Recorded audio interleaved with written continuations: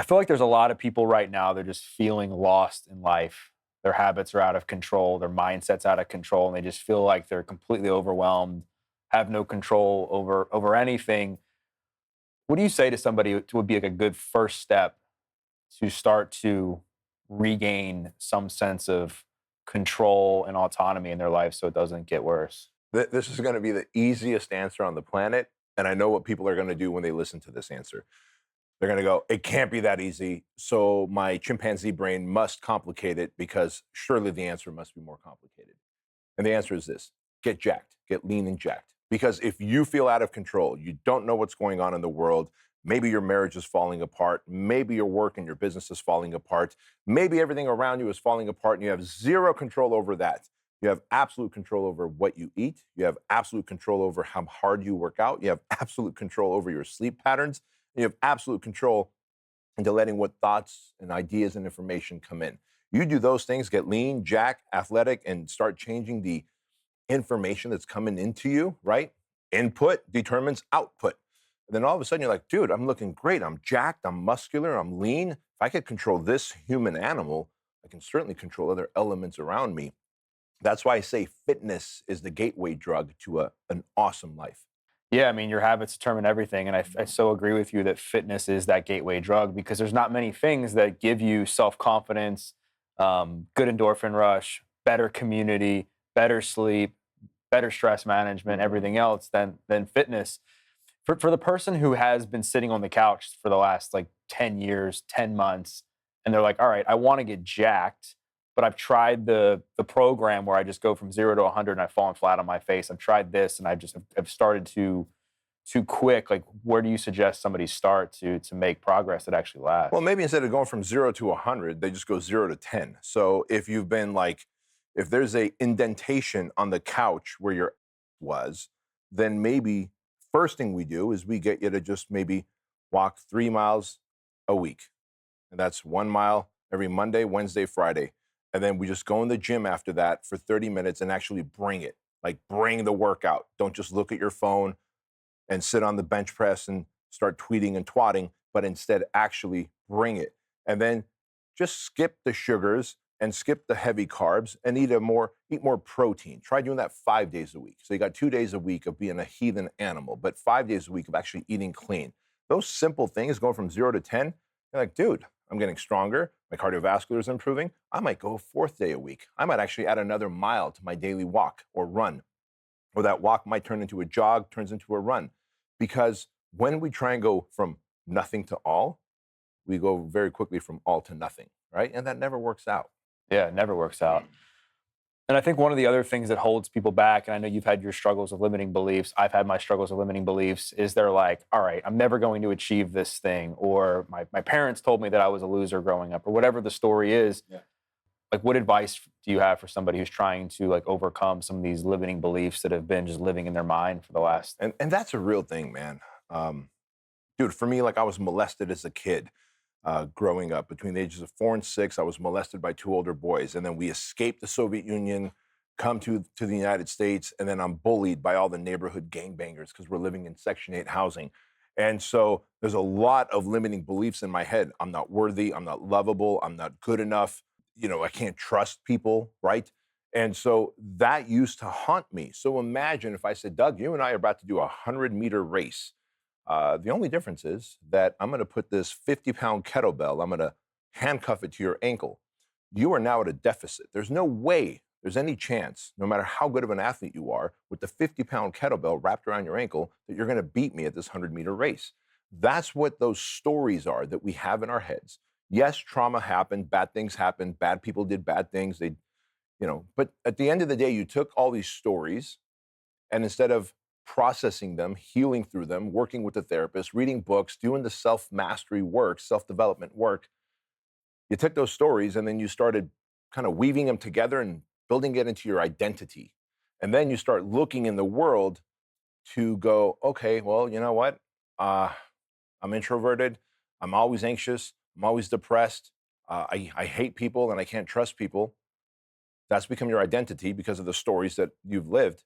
Then you go, aha, see, that guy's shady. That guy's shifty. You start looking for evidence in the world to justify how you feel. which then re-engineers your story. So I got an idea. The human condition is we're all going to feel some level of suffering, adversity, hardship, trauma.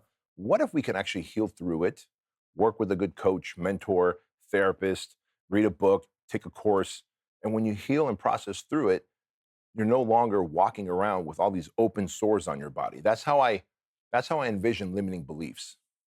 They're a byproduct of trauma or bad things that took place in your life. You didn't heal through it. So you've got all these open sores and you're bumping into other people that have open sores and you're like, ouch, hey, watch it. That hurt. Well, it hurt because I've got open wounds. You've got open wounds. If we could just heal when we shake hands as friends, it won't be so painful. What were some of the things that helped you, like with your limiting beliefs personally? I mean, I know you talked about your story and what happened to you as a kid. I know you struggled with panic attacks, anxiety, like all these things that you had going on in your 30s, and now you've come out on the other side of that. And I know it's like you said, it's Yeah. not an easy thing. What helped you? It's not. It's a journey, right? And I think one of the highest purpose of any human, the highest purpose is self mastery, because you and I are born. No one hands us a owner's manual that goes, "Hey, here's how Doug operates. Here's how Bedros operates." No one. And then our parents just do the best they can by guessing. Oh, well, yeah, he likes having music on when he sleeps. Okay, got it. Oh, look at that. He likes sunny days over cloudy days. And so they kind of start telling you, "Hey, these are the things we think you like." But really, there's no game plan. There's no owner's manual. And I think our Creator has made it that way so that we go, "All right, I have thoughts, I have feelings, I have emotions. That's one plane that I live on. I have a physical body here that I could strengthen or let weaken, but ultimately over time it's going to decay and get old. So I live on the emotional feeling plane. I live on the physical plane as this human body, but then I'm also radiance. I have a soul, I have a spirit, I have this energy, I have a consciousness that I want to connect to the higher power with. So I live on three different planes. Holy crap. And there's no owner's manual. So I better start figuring myself out. That is the highest level of purpose that we could achieve, which is self mastery. Start working on self first, heal yourself. And then you can go, all right, how do I want to serve the world? What do I want to give to the world? Maybe it's a product, service, whatever the thing is. But that comes after healing yourself and developing into the highest version. So where I started, now I'm 49 now. At the age of 38, I had a massive panic attack. Building up to that, I'm trying to build a franchise, Fit Body Bootcamp. I have a coaching business that's doing okay, but not great. I have a software company that's just trying to take off. Then I have a marriage and I have kids, right? And then all that with this trauma and this pain and this stories that I've told myself that I'm an immigrant and so they don't like me here in this country. And I always get the short end of the stick and I have to work twice as hard, three times as hard as everybody else. All right, well, at some point, thankfully, I had that panic attack at the age of 38. Dude, I thought it was a heart attack. It was so scary. I thought I was having a heart attack. And so I went to the doctor. I was like, dude, I think I had a heart attack. They checked me. Okay, no heart attack. You're fine. We think you had a panic attack. And I'm like, well, I do have a pretty stressful life and I am pretty like overwhelmed. And so they put me on Xanax. That is not the solution. I can tell you that. The pharmaceutical drugs they put you on to mask the symptoms of what you're feeling is not the solution. So thankfully, 4 days in, I call the doctor. I'm like, look, dude, this thing makes me numb. I have no creativity. I have no desire to work. I don't want to take Xanax because I'm going to go bankrupt. What's my other solution? He goes, how about talk therapy? Have you worked with a therapist to maybe work through your? I was like, well, that's for broken people. Like, I don't need that, right? And so, but reluctantly, I went and found a good therapist, Kevin Downing, out here in Brea, California. And he said, give me 4 weeks and I can give you some tools to work with your anxiety, to help you cope with your anxiety. And he did. He taught me halt. If you're hungry, angry, lonely, tired, deal with it instead of ignoring it and then flipping out, right? Like the alcoholic, if he's hungry, angry, lonely, or tired, he's more likely to go back to drinking. So address that stuff, process through it, eat, sleep, get love and connection, rest. So then he taught me anxiety is anticipation of future pain, which was like a big light bulb for me. I'm like, holy crap. Okay. Anxiety is anticipation of future pain. So really, I'm living in the future, anticipating something going wrong with a business partnership, with my marketing system, with a sales team, with a whatever. And so I'm freaking out over something that hasn't even happened yet, but has the potential to happen. But if I just have a conversation and fix it before it goes bad, which was the third thing he taught me, which is action alleviates anxiety. So he teaches me this over like a 4 week period. And I'm like, Kevin, I used to have this like constant feeling of anxiousness in my gut. I don't have it anymore. So that was the end of our sessions. And he said, hey, before you leave, is there anything else you want to work on? I was like, no, everything else is fine, man. Peace. You taught me what I needed. Well, as it turns out, because he did such a good job in those 4 weeks in building rapport and trust with me, I he goes, what about your parents? I'm like, nah, everything was fine with my parents. My dad was a little heavy-handed, former communist. I go, plus what happened to me in the old country was far worse than any, slapping around and beating my dad would have given me. I threw that little nugget out. And he was like, what happened? And that's where we kind of opened up the can of worms about the fact that I was molested as a child by two older boys. And the weight of that kind of carried into my adulthood. We spent the next 15 months, man, talking through it. So that's what did I do? I did talk therapy with a good therapist who was able to help me process through what happened and help me work through the shame, the rage, the confusion that I had. I read many a books on self-help, like The Body Keeps the Score, Feel the Fear and Do It Anyway, How to Heal, like dozens of books. I started doing hard things that were out of my comfort zone. This is when I started doing these 6 week challenges because I was like, you know what?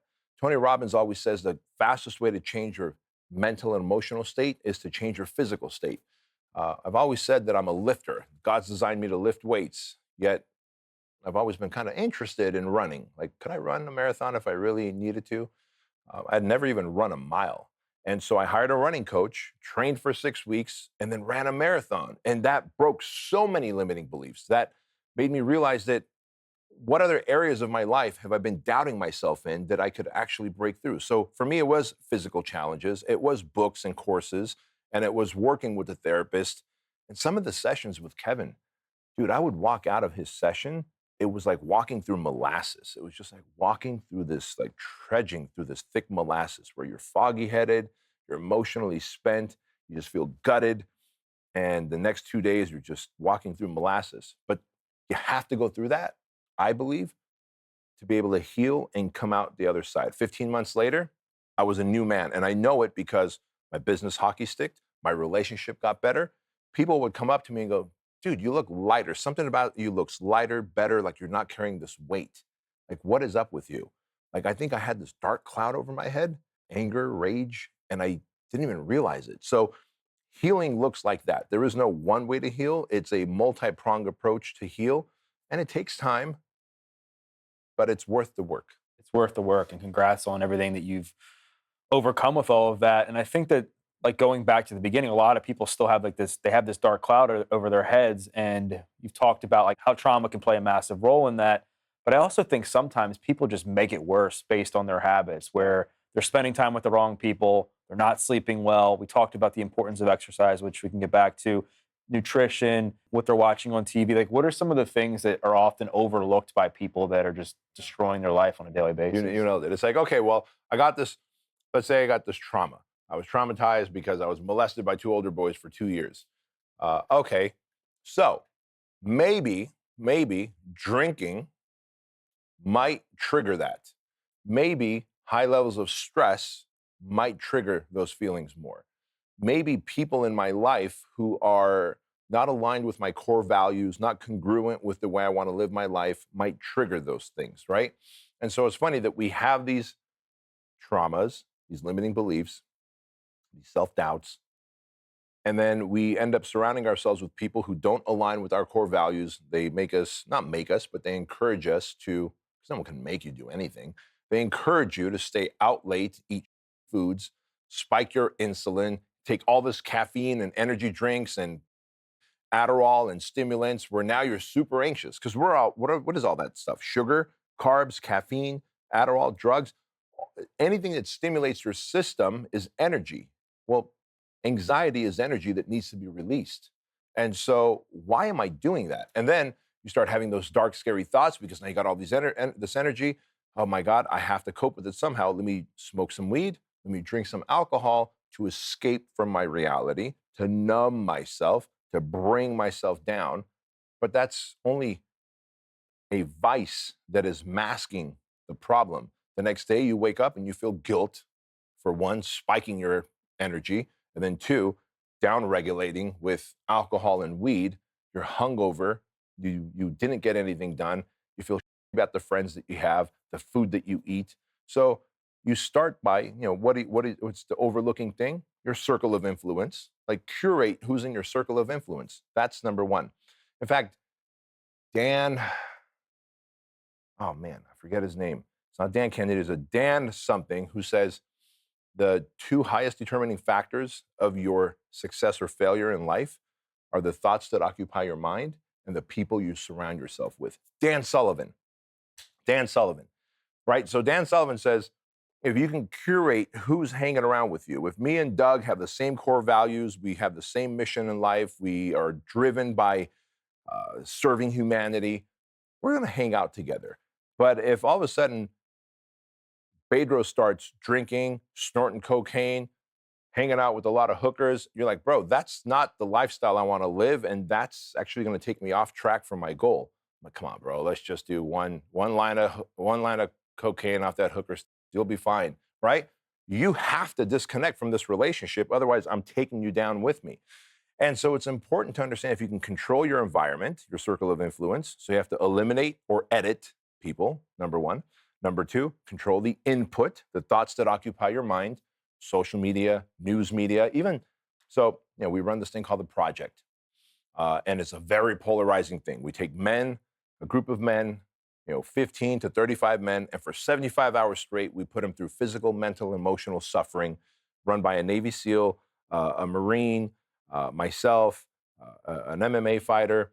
And we also have a lot of school time, meaning they sit at a desk, they learn life structure, how to develop their core values, their life's mission and purpose, et cetera. So it's not just beating them down, log carries, ice baths, truck pulls, long hikes. It's not just that for 75 hours. But it's very polarizing. And when we put out the videos on social media, we leave out those videos that show them in the classroom setting. We show the really cool stuff. But some of the cool stuff is also these angry instructors yelling at them, grown men. And so we have a lot of trolls who have dedicated specific YouTube shows or YouTube channels to on the project. Cool. I'm cool with that. Freedom of speech, do what you want. I understand that on my journey to success and to serving humanity, I will be misunderstood. Even Jesus and Gandhi and Mother Teresa have websites and YouTube channels that are dedicated to on them. So what absolves me from that? However, someone who I know on Instagram, but I'm not friends with, I've never met in person, but he comments a lot. He's usually a good person. He sent me a link to one of those videos of a troll on the project and how we're grifting and how we're this and how we're that, because I don't really see how we serve these men. And some of these men are damn near suicidal, and we help them not end life. He sends me this link, and he probably had the best of intentions. And I said, hey, do me a favor. Don't ever send me anything like this again. You can imagine already a ton of people are sending me that. Bedros, did you see this YouTube channel talking on the project? I need to control the input, because if I see enough of that, I'll begin to wonder, maybe I should stop doing the project. Maybe it's a little too much the way we deliver it. Maybe we should re-edit the videos so it's not as violent. But it's the violence, emotional, physical, mental violence that attracts the men into it. And so I have to curate my thoughts, the input, the information that comes in, my circle of influence, and then, of course, what I ingest and digest, the food, the water, the alcohol, the et cetera, because that all has a chemical reaction in my body. That said, the fourth and final thing is I have to be physically active. I think the most overused source of antidepressants are pharmaceutical drugs and food, and the most underutilized source of really feeling better and overcoming your anxieties and depression is exercise. And so if I can exercise on a regular basis, even when I'm tired, even when I'm sad, even if I didn't sleep well, even if it's cold, even if it's raining outside, even if I got bad news, still gonna go out, do my workout, because it releases dopamines, and dopamines make me feel good, and I earn those dopamines instead of taking them from drugs or alcohol or vape or whatever. I'm usually going to have a good life if I can keep those four things under control. There's a couple things I wanted to dive into. I think, like, first, like, just based on what you just said, I think a lot of times, I've been a trainer for over 12 years, and when people get busy, when people get stressed, they tend to forget about exercise and eating well, which I believe that's the time to really like double down because Yeah. that's going to help, I think, that much more. And I think it's just so important. And you see just the everyday people do this like a lot. So like, how do you like win that battle of the mind on a daily basis? Because you got a lot going on. I'm sure there's days you're tired, exhausted. Like, how do you win that battle? It's a battle that can't be won through motivation or self inspiration or having Doug inspire me, motivate me, pump me up. It has to be internal. And the only thing internal is discipline. Because then when I'm, like I said, when I'm tired, when I'm hungry, when I didn't sleep well, I had nightmares, maybe me and the wife got into an argument. And so whatever. Discipline says that I have to live a structured life and that I need to work out, I need to eat right, I need to have a structured schedule in order to be able to run this big machine called HQ, where we have 5 or 6 businesses running out of here. And so some days I go to the gym under protest. I don't go there, yippee, it's exciting, I can't wait. I go there under protest. And in fact, Leighton's worked out with me before. Some days, most days, I'm mumbling to myself and talking to myself and, you know, literally coaching myself through the workouts in a positive way. Then there's those days that I woke up angry and bitter and didn't feel like going, so I'm going to the gym under protest, but I'm going anyway because of discipline. And then those days, I might be using very choice words that are not so motivational, not so inspirational. I'm just cussing up a storm at the dumbbells, at the pull-up bar, at the turf that I'm pushing the sled on. But guess what? I got it done anyway because discipline forces me to have structure. Motivation is fleeting. And I think one of the other things that kind of helps people stay accountable and keep going is like being accountable to somebody else and having a mentor and having people coach them. I know you coach some of the most successful people in my industry, in your industry, and that you've had mentors along the way too. And you mentioned that you don't let the feedback from your project event like consume your mind. But I also know that you have people in your corner that you bounce off ideas off of and people who maybe give you some constructive feedback. So how can people balance those two? Because I feel like sometimes people are just so overconsumed with like negativity and stuff online, or they're the opposite where they think they know everything Right. and they push everybody away. Yeah. And the solution to that I found as I've gotten older is ego. The more I can control my ego, put it aside, because ego kind of puts on blinders and you stop seeing the version of yourself. You stop seeing the arrogant version of yourself. You start surrounding yourself, if you're very egotistical, you start surrounding yourself with yes men and yes women who just want to appease you. If you can put the ego aside and go, hey man, give me honest feedback. Give me honest feedback. I need to improve and I don't know what I don't know. And you guys have outside eyes on me. I trust your core values. I trust the kind of man you are. I love the character and the integrity that you walk in. Same with you and same with you. So here it is, guys, brutal, honest feedback. I may get hurt, but give it to me anyway. And so it's imperative to do that. Most people don't do that because, well, you are going to get hurt. It doesn't feel good when a friend says, B, this is how you show up sometimes. Oh, shit, I didn't realize I show up like a bull in a china closet. And then immediately we go to defense. Yeah, but the reason I was like that on that day is because I got some bad news from a coaching client and he was upset and I wanted to help him, but I couldn't. And so I came into HQ kind of red hot, And so I didn't really mean, see, B, you're actually now being defensive about it. You asked me for feedback. And so you have to just sit there, put your ego aside, take the feedback. And then oftentimes I'll ask, well, can you give me examples? Give me examples. And instead of being defensive about it or explaining why it was that way, I go, got it, understood. So that's how you saw it? Yep. And that's how it made you feel? Yep. First off, I'm sorry. Secondly, it won't happen again. We need to ask for feedback. We need to cultivate feedback from people that we are aligned with in core values, character, and integrity, that we feel that, we honor them, we respect them. Because I won't go get feedback from someone who is fat and sloppy and out of shape and sloth-like because we just don't share the same vision, man. What's been like a shift that you've made in the last year that's led to a lot of growth for you? The shift that I made last year that's led to a lot of growth is, dude, I started my podcast, the Bedros Keuilian Show. You and I have known each other for a while. I had the Empire Show for 4 years where I'm interviewing other entrepreneurs, or me and Craig Ballantyne were co-hosts. We're kind of bouncing things off each other. And I had the Empire Show for 4 years. We did 209 episodes. There's always me and somebody else. So you always feel like someone else is carrying the weight. If this episode thrives or if it doesn't, it was on us. I started the Bedros Keuilian Show, and it's just me looking down the barrel of the camera and delivering from my radiance, from my gut, speaking to men about the topics of men and about what's happening to humanity today and in our world today. And it's forced so much personal growth, because that's when you realize, okay, I feel called to do this, but I also realize it all hinges on me. The success of every episode hinges on me. When people say they hate how this episode is, they're really saying how they hate me, right? So you have to develop a thicker skin, put more ego aside, develop even higher levels of self-confidence, become even more congruent, which led to me going, because I would, tell people on the show, like, fellas, like, if you're over drinking, if you're over smoking weed, like, stop it.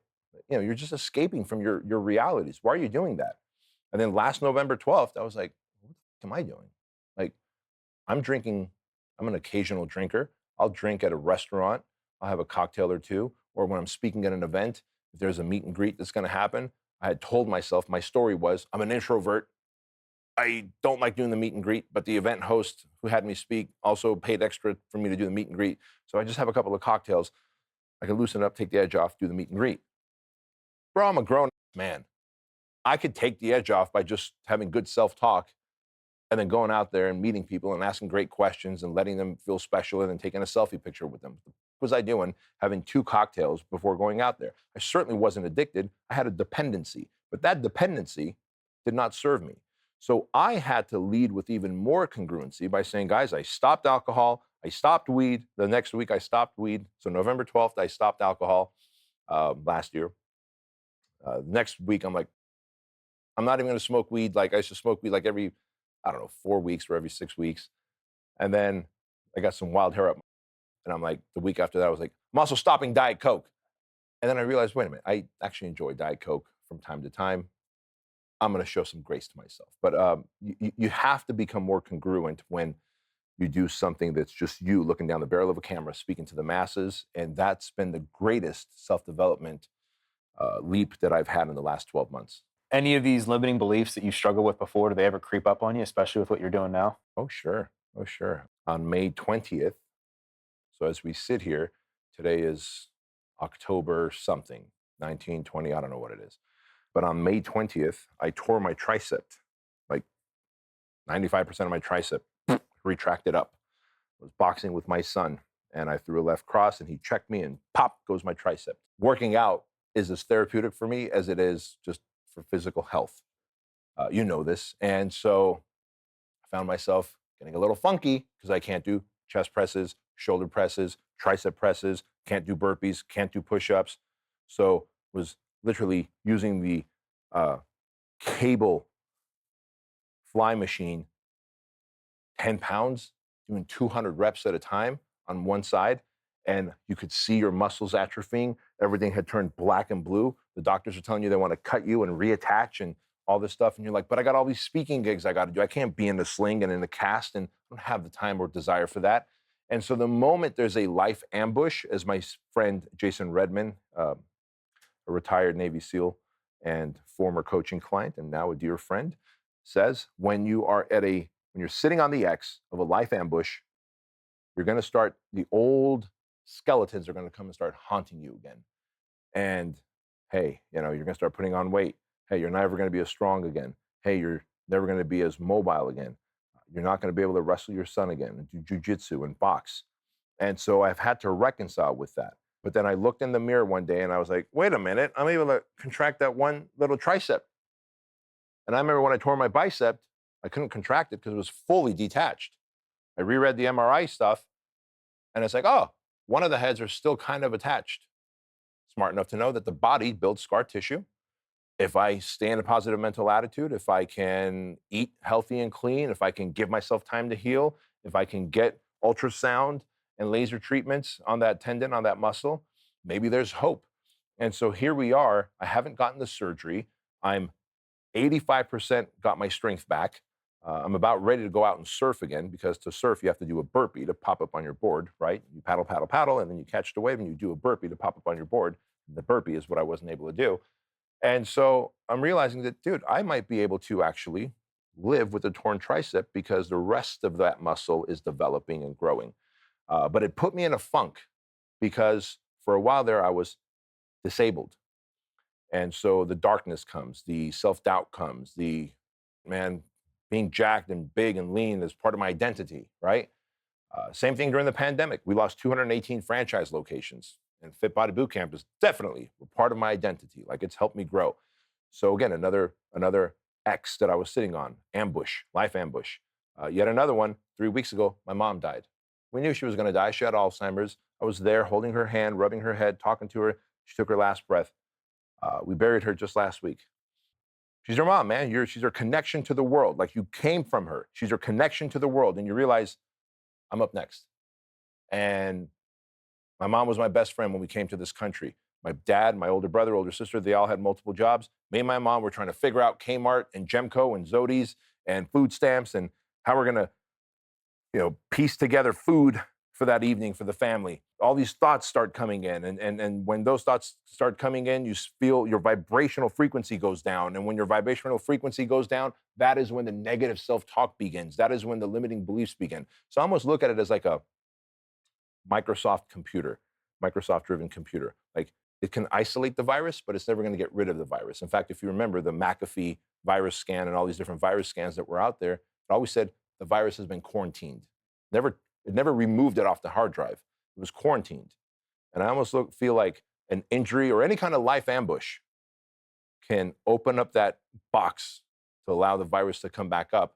This is why, again, you need great life structure, a good circle of influence who like believes in you, shares your core values, eat right, sleep right, have all your in order because the life ambush is inevitable. Mom's going to die, pandemic's going to happen, triceps going to tear, car accident's going to happen, someone's going to get diagnosed with cancer, and when they do, it is my structure and discipline that's going to pull me through when the devil starts speaking and whispering in my ear. I think that's ultimately one of the biggest mindset shifts that people need to make is their relationship with pain and how they know they need to like figure out a way to deal with that and not use it as an excuse to drink more alcohol or smoke the weed or get into all these other. It's easier to do that. It's easier to go to the escape tools. I'm going to watch so much TV that I don't think about my mom or my tricep until I get fat and ugly and right. It's easy to do it. Or I'm just going to drink and smoke until the pandemic's over. But now I've lost 500 locations instead of 200. You have to address the thing, and you have to address it in the most inefficient way. And the most inefficient way is to actually problem solve through it. The efficient but horrible way to do it is let me just smoke and drink and vice myself through it, but it only gets worse on the other side of it. So what are some of the things that you would recommend somebody doing if they're faced in the thick of adversity? Maybe they're lacking the discipline that you have, but they're trying to work their way there when they've hit this roadblock and they don't know what to do. Well, number one, build the life structure, the support system, your community, your circle of influence, control the thoughts and the input.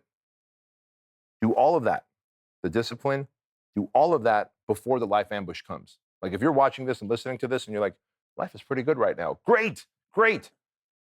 Build a better circle of influence around you. Build a better structure, more discipline, get your workouts in, learn to eat right so that when the inevitable, not maybe, inevitable life ambush comes, you could lean on that. Now, if you're like, oh, I'd have no life structure, everyone around me is a loser, I don't work out, I don't eat right, I'm smoking and drinking my way through the days, I feel horrible, I'm anxious, I'm depressed, I just feel like the world is over, and I just got some bad news. I just hit the X of ambush. Holy hell. Well, you know what? You do the 3 C's. You control what you can. You cope with what you can't control, and you concentrate on what counts. So in that moment, you're like, what can I control? Well, I can control my thoughts right now. I can control if I'm alone or if I'm talking to friends who actually care for me, love on me, and pour into me. I can control a workout. Maybe I don't want to go to the gym on my own because I don't trust myself. I'll walk out after doing one set. So I'm going to be like, hey, Doug, hey, Ed, can you guys come to the gym with me? Let's work out together. I'm in a dark place. I'm going to lean on my community. I'm going to start reaching out, but I'm not going to be the lone wolf, because the lone wolf dies, the wolf pack survives. I'm going to trust on my pack, control the controllables, cope with what you can't control in that moment or in that phase of life, and then understand that you have to concentrate on what counts. And there's only a small handful of things you need to concentrate on. Like, am I working out? Am I eating right? Do I have a good circle of influence? You know, am I showing gratitude for even being alive? And maybe you're like, actually, I don't want to be alive right now. I don't want to be alive right now. So I'm not grateful for being alive. Oh, okay. Uh, there's a dude with like one leg and one prosthetic leg, um, hobbling through life. You got two working legs. So maybe if you just compare yourself and realize maybe it's okay to be alive. Maybe I do have it better than some people. And this is just a phase of life, and this too shall pass. And we have to look at it that way. If we don't, we start making these permanent decisions while under temporary feelings. And that is the worst way to lead yourself through life. You coach a lot of people um, on how to go from making not a lot of money to a ton of money, from being in the depths of despair to living a awesome, meaningful, purpose-driven life. And I think a lot of times people will see things online and they're like, I can never achieve that. It's so far away. Like that person is so far away from where I'm at that they forget that that person had to start somewhere near where that person is. How do you get your clients to focus on the here and now and stack those small wins? Because I mean, I'm sure you have a wide variety of clients. Some might be worth 100 million, some might be worth 100,000. Like, how do you help them with that? I've got a client who's, their company is doing $1.2 billion a year, and they're trying to acquire their next nearest competitor right now. And he's like, but man, they're making like almost $2 billion. How are we, the smaller guy, going to acquire them? I'm like, wait a minute. You're looking at acquisition date right now, like the day we acquire them. What can we do between now and the date we acquire them? Let's look at that as a staircase. If it's a staircase that has 10 steps, what is the next step we can look at? Well, we need to start raising capital. Great. Let's not worry about acquiring them right now. Let's worry about raising capital. What do we need to do to start raising capital? So that maybe that's step 5, raising capital. Well, step 4 is we actually need to put ourselves out there. Like, we need to find some investment bankers and then build a pitch deck. And then they need to take us to all these private equity that have capital. Ah, look at that. So now we're not even talking about buying the competitor anymore or raising capital. Now we're talking about building a pitch deck with some investment bankers who've done this a million times. What do you know? Well, okay, let's still go down to the third step of the staircase. Forget the 10th. Have you ever found an investment banker? No. Do you know any company that has worked with an investment banker? Yes. So let's find an investment banker. What's the process? Well, we're going to ask a few friends that own businesses and go, hey, who's the investment banker that you trust that has helped you get capitalized so that you can make this bold move? Oh, wow. You see how, okay. Well, what do we do now? So step 1, we pick up the phone. Look how easy that was.